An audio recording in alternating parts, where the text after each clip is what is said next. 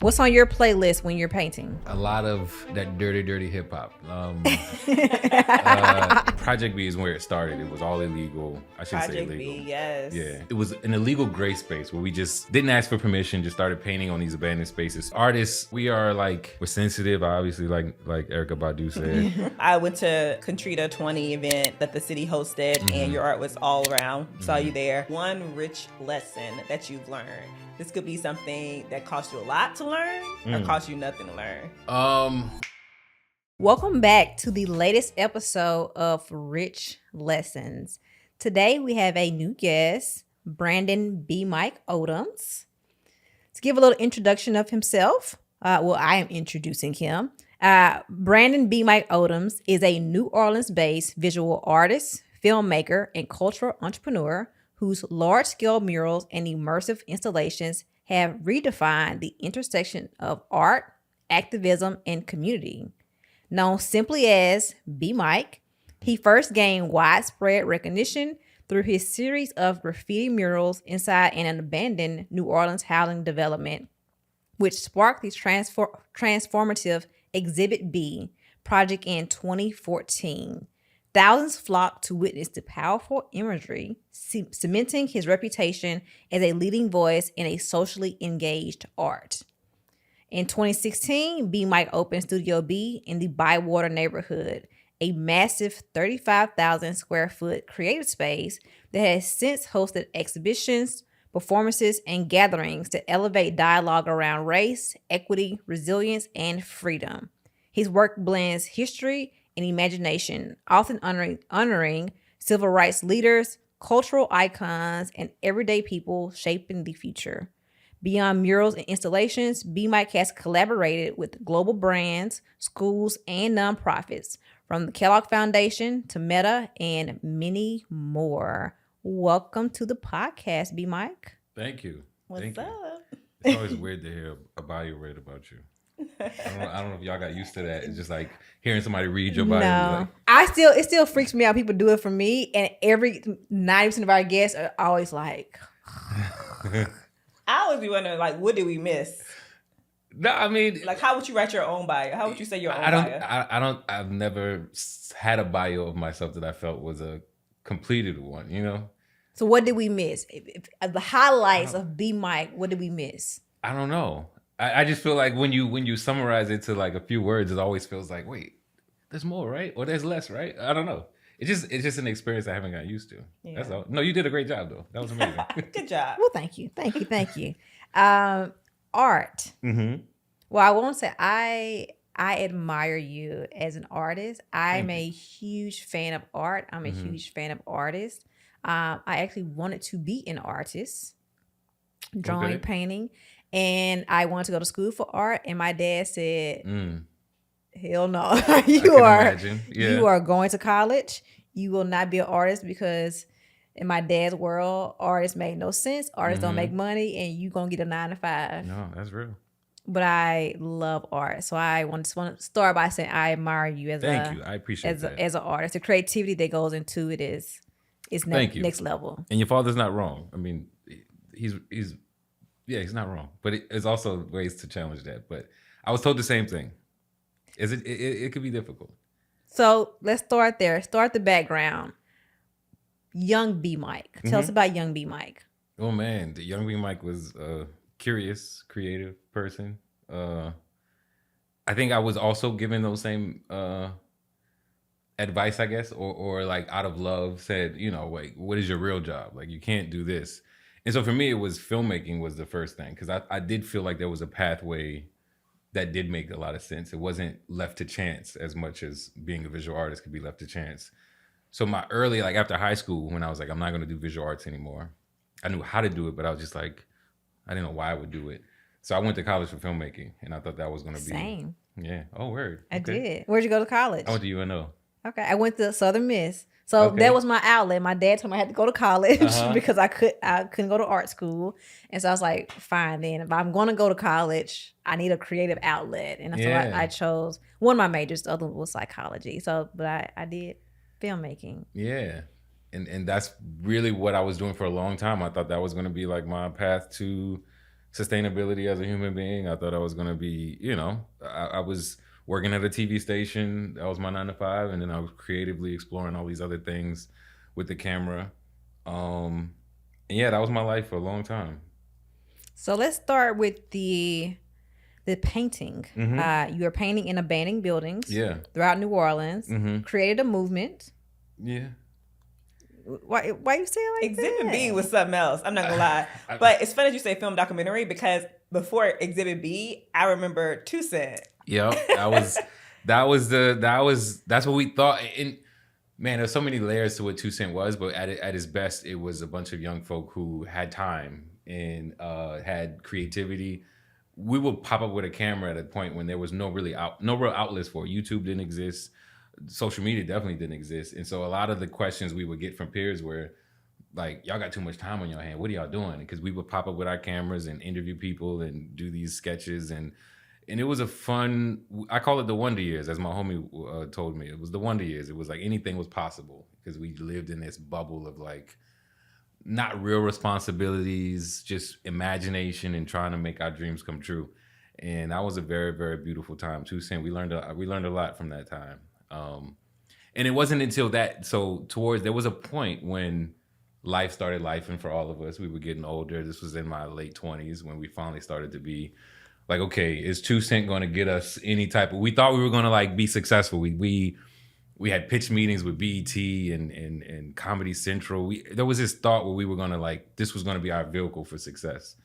And as each of those things didn't work out, the pitch meetings resulted in no's, or the thoughts. And this is when everybody wanted to be on TV. You didn't create YouTube content. The Issa Rae example wasn't there yet. You didn't create content on YouTube to be yourself. It was like, no, this is for us to get on TV. And when that didn't work out, while it wasn't working out, like while the nose was stacking, I found a little bit of an escape painting in these abandoned spaces in New Orleans. It was kind of like my own little private, at least initially, my own little private like escape where things were quiet. And I didn't expect that to like become anything. And then that completely shifted the trajectory of my life. Yeah. So what did that teach you when it comes to like risk and vision, possibility? Because of course you got these no's, and here you are now with this movement. Yeah, I think what happened was I'm so grateful that Project B is where it started. It was all illegal. I should say illegal. Project B, yes. Yeah. It was an illegal gray space where we just didn't ask for permission, just started painting on these abandoned spaces, specifically in the Ninth Ward in this housing project called the Florida Housing Project.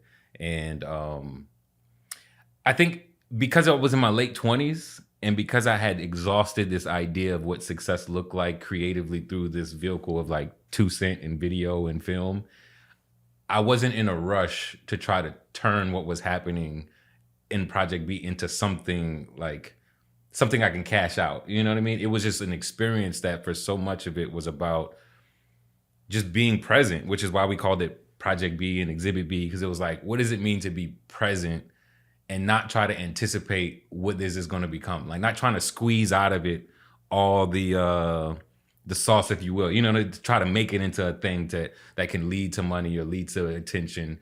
So I think had it not been for the 2 Cent experience and like trying so hard to be successful at a thing, then Project B, Exhibit B probably would have went a different pathway. What I learned was, especially at that point, was just to be still, to not be so, to think of everything as an entrepreneur, to be like, okay, how am I going to sell this? How am I going to, because it was, I remember I had a homie, and he God bless his heart, like we say in New Orleans, but he kind of like was extremely critical of what was happening. He was like, if you don't make $100,000 off it, there's something wrong with you. And I was thinking like, oh man, maybe we're messing up. Like maybe we should be charging admission or trying to like sell t-shirts but that wasn't the thought at all. It was really about being present. And so I'm super grateful about that time, what it taught me about just standing still, which is what I really needed at that moment. Cause it was 10 years of grinding with 2 Cent, 10 years of like every hour same like that whole they sleep we grind. That was my life for 10 years, like doing that video stuff. And so by the time I was painting, I just remember how silent it was, how quiet, and how much I needed that. And then it did slowly develop into, like you say, a movement. But I think had it not been for those lessons, it probably wouldn't have in the way it did, if that makes sense. Yeah. I mean, I hate to keep saying it. You had to be there. You had to be there. Because Project B, it was in a old abandoned, not just a building, but this is people's homes, right? Yeah. And it was abandoned. And he went into these different rooms where people had lived. And he told stories in those rooms. And those stories in this particular project brought out like celebrities, it brought out the community, it brought out politicians. People were like, man, we really about to rip this down. How was that? Like, when you're like, oh, dang, this is like going to be amazing.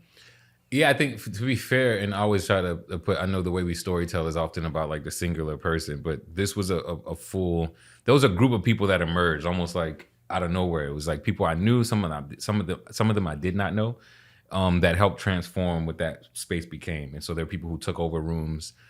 It kind of felt like what it would be if artists were just given the green light to just create. Like, we didn't ask for permission. We just sort of responded to what was there. I think as I started to see the image circulate, you know, at the same time, Instagram was kept, you know, getting popular. And so it was a really beautiful to see how the images were circulating and how people were showing up because the images were circulating. Like, we didn't do any marketing. It was foolish to market because it was all like a legally great thing. Right. So it was foolish for us to say, hey, come out. But yet, because people saw the images, I would go out there and I would see more and more people walking around. And so I think, one, we benefited at that time. I realized that's something I really like. And I think it was in Rick Rubin's book about like the idea of like the idea's time to come and just being at the right place at the right time when an idea's time has come. And I do feel like there's a lot about my journey that led to that, but I also felt like I was at the right place at the right time for that idea to manifest. And it just happened. I happened to be there, and I'm grateful I was. But it was supposed to happen. I think there was this time where the way people were using these tools, Instagram, social media, people desired to go and venture and just be their own sort of anthropologists of sorts, where they're going around with their camera, taking photos, like showing people. And then I think there was a time in New Orleans where we were sort of frustrated with this idea of what does recovery and displacement look like just taking our own agency and not waiting for people to tell us that this can become something. And then I think there was just a time where Black artists were using and listening to like the echoes of the past as it related to how they stood in their own creativity in the present. It was like, yo, we are supposed to be standing up against something. Like, we're supposed to be, whatever word you want to use, revolutionary or counter. And so I think all those were happening at the same time. And Project B, Exhibit B was this sort of like lighthouse. And it did attract a lot of amazing people. I'd be rambling, y'all. So y'all got to cut me off. No, it's great. It's great. I was told I don't give good podcast interviews because I talk too much. Oh, no, this is great. We love it. But we want you to talk about your experience. People can kind of be a part of it, like think, oh, like they're there with you. So thank you for giving us the details. I appreciate it. When you were painting, you were painting activists, you were painting icons. As an artist, what made you pick them? Because every artist always has that thing that inspires them of how they paint, why they paint. For the people that you chose to paint, what was it about them? I think, to be fair, I wasn't thinking about audience at the time because I didn't think anybody was paying attention. Like, I really thought I'm on the complete outskirts of attention at the time. You know what I mean? In terms of, because there was a thing I was doing that I was trying to get attention. Like, we're creating content, we're doing videos to hope people will view it. And then what I was doing in those spaces, I was almost afraid if people paid attention. It was like, people can't pay attention because I don't want to get in trouble, or I don't want somebody to run up on me, et cetera. So I think it was for me. So what I was creating at that time was strictly for myself, which was about people who I looked up to, people who I lionized in history, people who I wanted to just, and like, painting a portrait is a very intimate process. Like, I'm spending a lot of time looking at that person deeply, you know what I mean? I'm looking at all the details, the perfection, the imperfections. And so what was happening at that time was I was painting portraits of people who I really was trying to understand. I was painting everyone, people would say civil rights icons, but it was just a lot of dope Black people that I'm curious about, or I was told many stories about, and I want to continue to explore that. Eventually it got to the point where I realized, in the same way how I was attracted to these images, like the image of, for example, Huey P. Newton sitting in that chair. The same reason I was attracted to that image, come to find out, many other people were attracted to the image too. And then it started to become a bridge. And then there was this thought around, okay, how am I conscious of this responsibility? If I'm painting in this space and people are walking by, then how can I also create something that speaks to other people as well? And that's sort of where like the ethos of what the public art that I began to love to do started to take shape. But initially it was just for me. I was like, I like Huey P. Newton, I like Dr. King, I like Malcolm X. I want to paint them. And that's what happened. Yeah. And I mean, what I love about, and kind of moving to Studio B, what came next is that although, yes, you paint and others around you paint these icons, it's also your interpretation of what an icon is, right? Because you also paint the neighborhood auntie, the neighborhood legend, right? And so I love that about like how you incorporated their stories into your artwork, right? So that they aren't forgotten. Yeah, and that was a bit of a journey of getting there. It was like, at first I thought that the goal was to create, these superstars. It was like to create the Mount Rushmore of Black excellence. And then in my own journey of like trying to evolve as an artist, the scope broadened into the everyday person. It was like, wait a minute, if everybody's not beautiful, then no one's beautiful. So it's like the gaze got to go everywhere in terms of what I was trying to communicate as an artist. So then it definitely included the everyday folks, the folks that kind of, who their stories are often overlooked. They're not as famous as the main character. Who was standing next to the main character, who put the battery in the back of the main character. Like, those people became more interesting to me at that time. I went to Contrita 20 event that the city hosted, and your art was all around. Saw you there. And one of the photos that I put on my Instagram page, and I can't think of his name, and you're going to tell me. And after Katrina, he was like carrying children through the waters. Yeah, we knew him as Sixth Ward Pook. That's the homie. Yeah, that's what Austin said. And I was his son, L.A., he was holding in that piece, is now an adult, and he's an artist as well now, who continues to carry that story, that message of that moment with his father. His father passed. But yeah, that was a piece that's a part of another trajectory of the type of work I do. This idea of like a living museum, like Studio B, we like to think of it as a living museum where someone could and should walk in and be like, hey, my story is important and it should be in this wall or on this wall. And that's what happened with LA. It was like, yo, the story between me and my father is important and I need to see it reflected in here some type of way. And so that's an example. That piece is an example that like he helped with that piece. And he wrote it. Whereas the way it's installed at Studio B, there's a poem next to it that LA wrote. And so he's a child being carried in that piece, but he's an adult now and he reflected on his father's story. So yeah, all these things that I think artists at his best, we're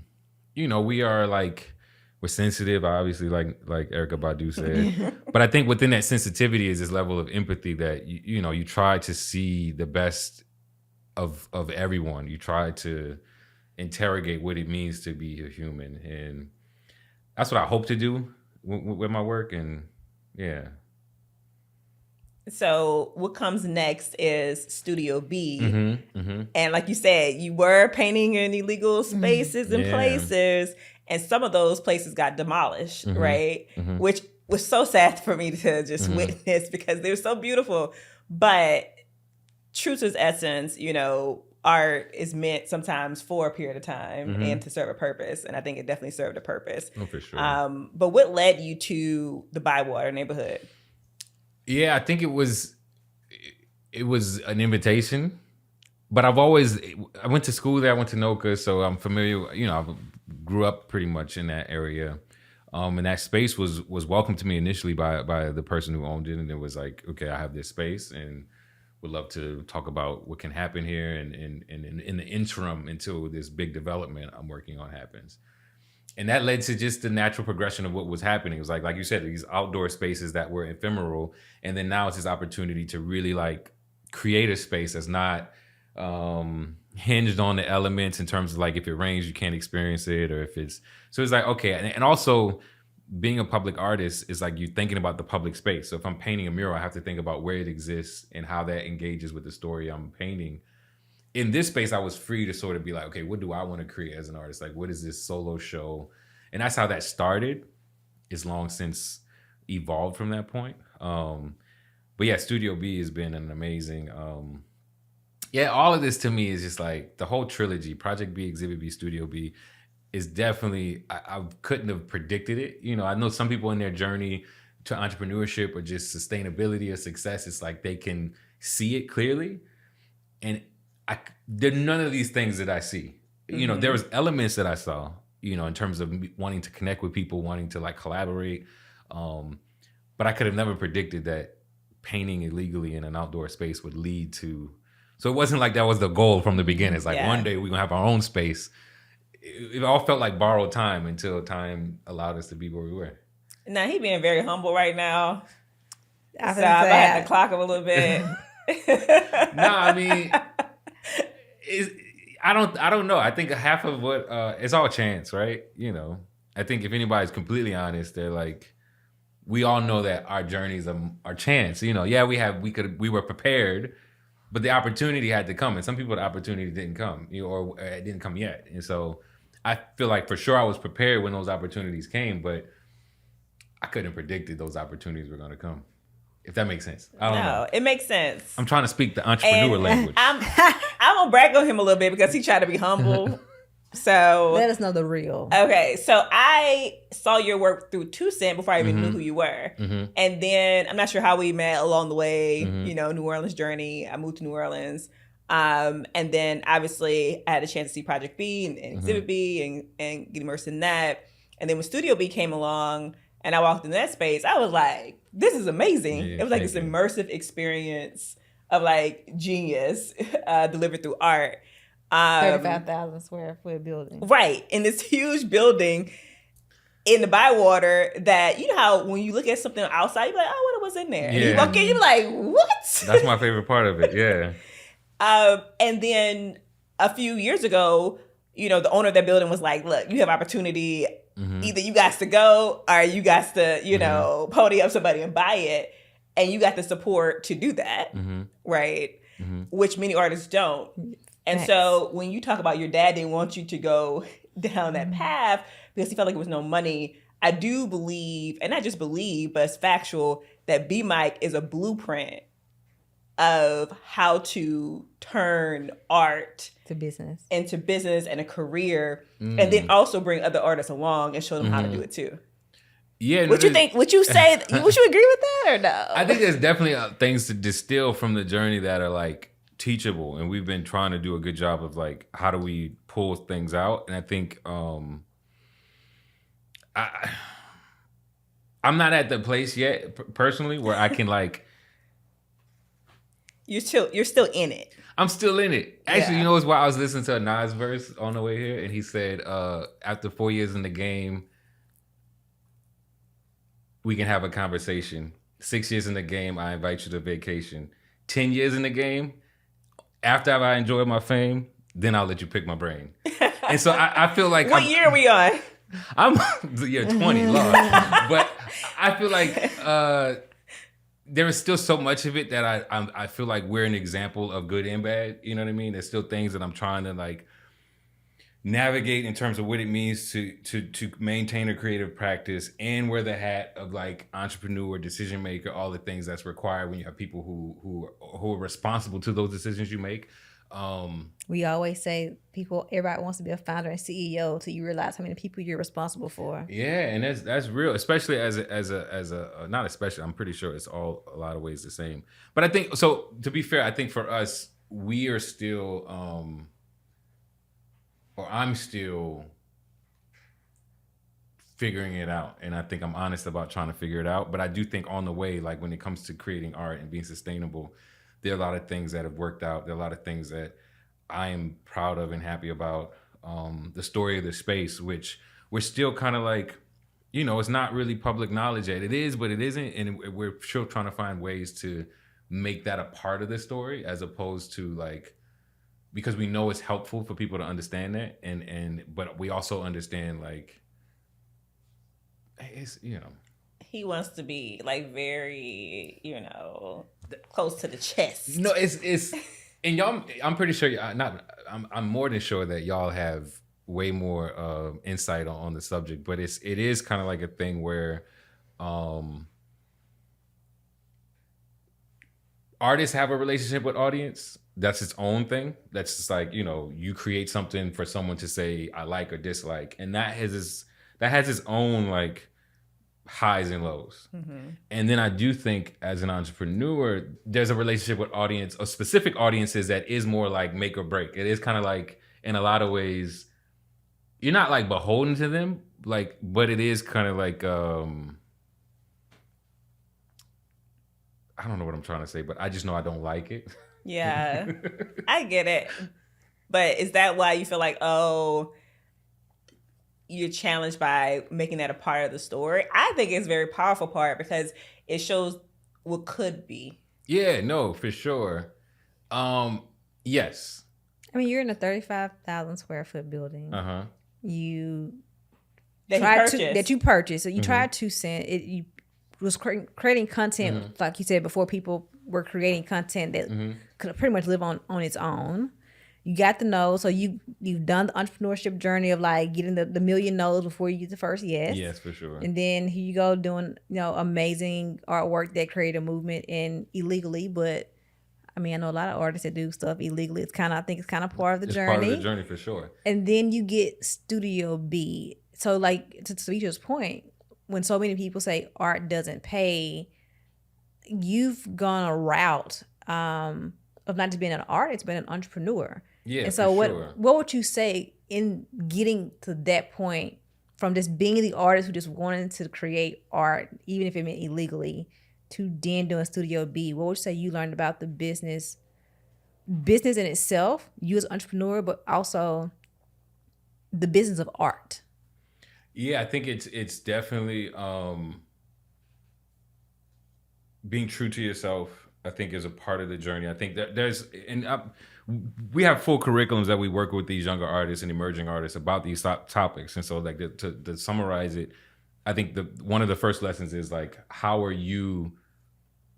What I've learned is that regardless of how well I think I paint, what people are really supporting is me. Like, so it's telling that artist, as much of yourself that you can put into what you create is what's going to lead to the success of what you create, because people want to support you. Yes, what you create might be amazing or might be cool, but ultimately they want to support you. And I think for me, one of the lessons I've learned is that being in New Orleans, paying dues for a lot of time, like knowing a lot of, during those 2-cent days, it was like paying dues. It was working with folks and for folks, sometimes for no money, really trying to build, and not even with that intention in mind, but it was just like doing what I felt was needed to be done with the gift that I had.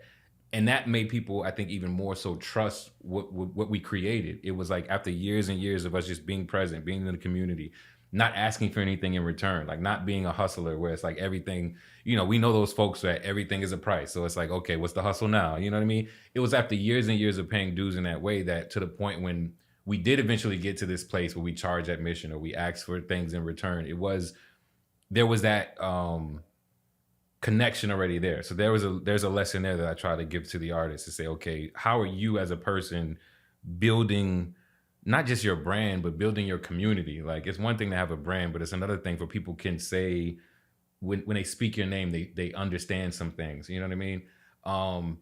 I think there's also just that idea of just being committed to a thing and not being so fickle about the journey in terms of after year X, if it doesn't result in the things I thought it was going to result in, I need to pivot or I need to change. This is, like I said, it's 20 years. Like it didn't feel like I don't say smart. It didn't feel like something that I would be boastful about as a smart decision until maybe like year 12 or year 13, when it finally was like, oh, I'm actually getting the type of things that I would want someone to have for themselves as well. I'm getting the type of attention or contracts or whatever.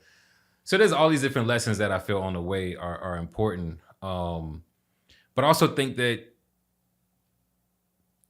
unfortunately and fortunately for New Orleans, like it's all over. You know, like New Orleans is like creativity and the power of creating is everywhere you see. It's everywhere. So I can't pretend to say that this is a rare, like what I do is rare. I think being at the right place in the right time, if that makes sense. Yeah, absolutely. So you talked about youth. So I'd love for you to talk a little bit more about what you do with youth, the programs that you have that have come out of Studio B, and why. Yeah, I think the thought is the idea of passing it on. You know, that's something we know well in this city of in New Orleans, in terms of like just this organic entrepreneur, or not even entrepreneur, just organic like internship type thing that happens, especially with music here.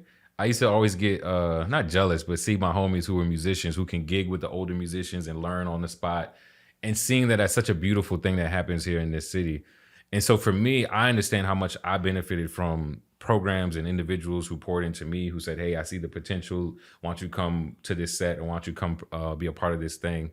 And so for us over the years, we just sort of begin to formalize this process of and initially like mentorship, but then it grew for like way beyond that into a curriculum, a summer program, year-round programming, working with high school age artists. And we sort of have this process now where there's no exit. And so it's interesting to think about. There's a friend of mine who's a part of a collective, and their challenge was to say, what does it look like to support 100 artists for the rest of their life? And that's their challenge that they're trying to figure out.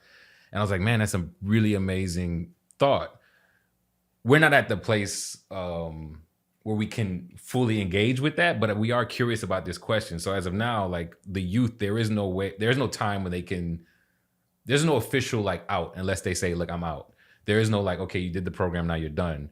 So we got young people that's been with us since they were 15, and now they're like 22, 23, and they're now working in the space. So it went from being a student in the space to now working in the space. And that's the model that I'm really, really curious about right now. Like, how do we become a type of this self-perpetual motion machine where what we pour into these young artists grows into something that then pours back into the space and back into the organization? And so that's what's happening in real time. Any day you come by the studio, you're going to see some beehive of activity with these young, amazing artists doing amazing things. That's what really makes me excited at this point as an artist. Like I kind of figured out what to create and how to do the process. I'm working on these commissions right now.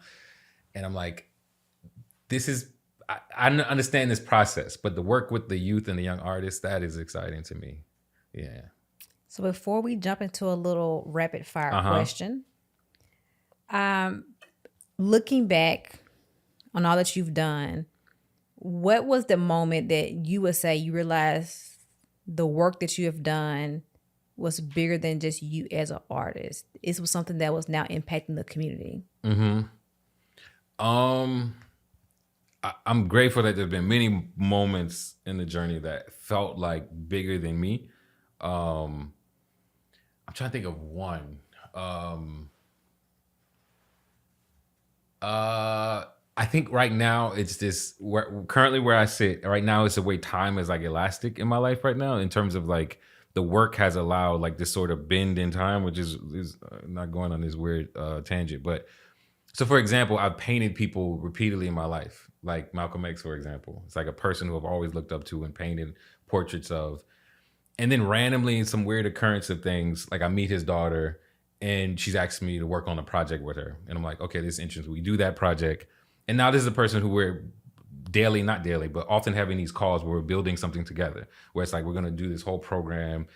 That's happened so many different times in so many different ways that those are moments of affirmation to me that I'm in the right place at the right time, kind of like, you know what I mean? Like it feels bigger than my work as an artist to now to say like these people who meant so much to me, like I get to directly contribute to their legacy in real meaningful ways. And that's happened so many times in Studio B. Like literally almost every painting I can stop at and say a story, whether it's Chairman Fred Jr., who is a friend of mine who instructed me on in terms of the painting of Chairman Fred on the wall, whether it's Trayvon Martin's mother who came by the studio, whether it's so many different points. That's why we say this living museum. And so that would be the examples of like, yo, this is more than paint on walls. This is more than drawing on paper. Like this is it's bigger than that. My homie who's a poet, he said he talks about how words are spells, and he said that's why we call it spelling. He's like, you're casting spells, like your words have power. And I deeply believe that creators and artists, we have this ability to manifest things into existence. And so I'm grateful that I get to tap into that. Very rare I get to tap into this moment of manifestation. So yeah, that's my long answer. So I need to know the backstory with the shirt that I'm wearing, which is a shirt from Studio B. I am my ancestors' wildest dreams, which has been used repeatedly over and over without credit, by the way. Yeah, it's interesting. And I remember you telling me a little snippet about it. Like Oprah called you, was like, hey, I need like an order of those shirts. And then when she posted it, went like viral. But I just want to set the record straight that this saying started with this man right here and Studio B and the work that you created. And it literally has not stopped. I know you can't trademark. We talked about all these different things. But what started this shirt and this saying? Yeah, so that's a beautiful story. It's not a long story, but it's a story that has many different origins. There's another tangent that I can get to. There was a question you sent me about like, what did I learn from Exhibit B? And this folds into that. But I think, so that phrase was told to me from a person that I knew. And it was something that I began to paint all the time in Project B, Exhibit B. And so I painted it on this portrait I did of Tank from Tank and the Bangers. And I took the photo I took of her. She had like something on her shirt and I didn't want to paint that. So I returned back to this phrase that really protected me in so many moments of my life. This idea of like, what does it mean to stand on the shoulders of giants? And so I painted it on that shirt. And then the thought was when we first opened up Studio B as a way to think of sustainability, it was like, okay, all these paintings that I created had phrases on shirts. So it was like, a friend of mine was like, why don't you put it on, make actual t-shirts to put in the gift shop. So initially we thought it was going to be something small that would only exist in the gift shop of Studio B, like something as a memento that people would take home with them. And that phrase is so powerful. Like it's since the shirt has come out, so many people have contacted me and said, hey, that's actually from this, or I said this thing. So it's really interesting. I can never take credit for the phrase itself. But you definitely made it popular. Once again, right time, right place for ideas time. So the story with Oprah was Ava came by and she had bought the shirt and she wore it on, I think it was Time Magazine had it. And once that happened, there was so many bootleggers that were like, even Walmart was bootlegging. Yeah. I said, now Walmart, you could have called my boy. And the thing about it is like, for anybody who is an entrepreneur that does apparel, you know that t-shirts aren't really a good bottom line. Like you're not going to make a lot of money from t-shirts. So for me at the time, it was like, well, it doesn't make sense to fight this because that costs money and we're not even making that much money from the shirt. So it's like, well, if it's meant to be out there, it's going to be out there. And then so I did tell Ava though, I was like, yo, could you edit your post and say where you got it from? And so Ava, being the person she is, she called me and she said, actually, I got something better. She said, stay by your phone. So I was like, okay, what is it about? And then I was in the mountains, so I missed the call, but I got a voicemail from Oprah saying, hey, this is Oprah Winfrey. I guess you didn't answer your phone, but I want to order a bunch of your shirts. So yeah, so I eventually did get on the phone and talk about it, but Oprah ordered a bunch of shirts for her Thanksgiving dinner she does every year. And then she posted at the time where you can find a shirt. But it's one of those things now, it's like toothpaste out the tube, you know. It can never. There's no way to kind of corral the idea of it, but it's out there. I'm grateful that we were at the right place, right time. To my homie Justin who designed it, to the painting that started it in terms of the shirt. Yeah, so.